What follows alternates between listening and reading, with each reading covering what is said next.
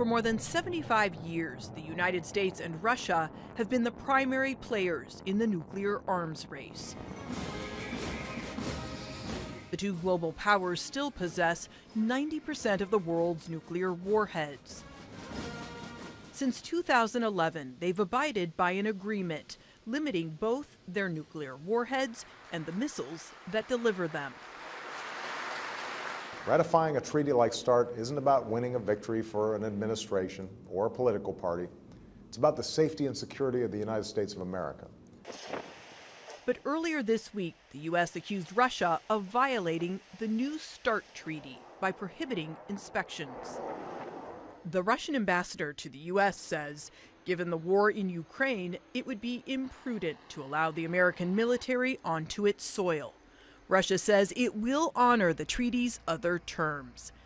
Even so, this has generated fear in the U.S. that the new START treaty could collapse before it expires in 2026.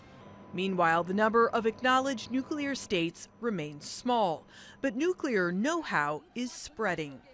That means treaties like the new START may no longer be the most urgent topic on the non-proliferation agenda. As for Russia, the government maintains it would only use a nuclear weapon if attacked or facing a major threat. Some analysts believe going forward, the country will rely more on what's called non-strategic nuclear weapons, with shorter ranges, as it did during the 1970s and 80s. Crises between Russia and the U.S. in the past have been averted through diplomacy. But with relations between the NATO alliance and Moscow on edge over the war in Ukraine, much will be needed if that's to be achieved again. Natasha, Ghoneim, Al Jazeera. Tarek Vrav's a nuclear arms control specialist. He was director of the Disarmament, Arms Control and Non-Proliferation Program at Stockholm International Peace Research Institute. He's joining us now from Vienna. Thanks very much indeed for being with us. Is it a surprise that Russia would decide to back out of certain parts of this treaty, given what is going on in the world at the moment? Well, I think we should understand that there have been no START inspections for the past 2 years, because both sides agreed that because of COVID-19, it would not be possible to send inspectors. Now, a few weeks ago, the United States approached the Russian Federation asking it to resume inspections, which have been suspended for 2 years. And as your correspondent pointed out, the Russian position at the moment is that given the ongoing war, it would not be possible to have a U.S. inspector coming onto Russian soil.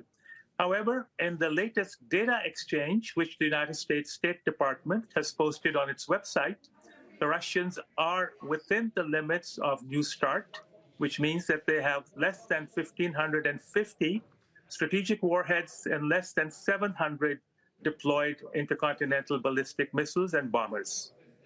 So help me with some context here. Does everything hinge on the inspections? Because as Natasha was mentioning before, Russia says it will honor other parts of the treaty. Yes, so both sides routinely exchange data on the number of deployed strategic nuclear warheads and the number of deployed delivery systems. What the on-site inspections do is to verify that the declarations made by each side are in fact correct, and the number of nuclear warheads and missiles are within the limits of the New START. So as long as the Russians and the Americans continue to do the data exchanges, which they do every 6 months, the United States also has national technical means, which is using satellites to observe Russian storage sites and missile deployment sites, so the Americans have a pretty good idea of what the Russians have and vice versa. One of the concerns since the start of the Ukraine war has been the possibility that Russia might threaten to use a limited-range tactical nuclear weapon in the battlefields of Ukraine. Now, to somebody like myself who doesn't understand the machinations of this kind of treaty, how would this lack of oversight, if you like, by the U.S. Contribute to any possibility of that happening?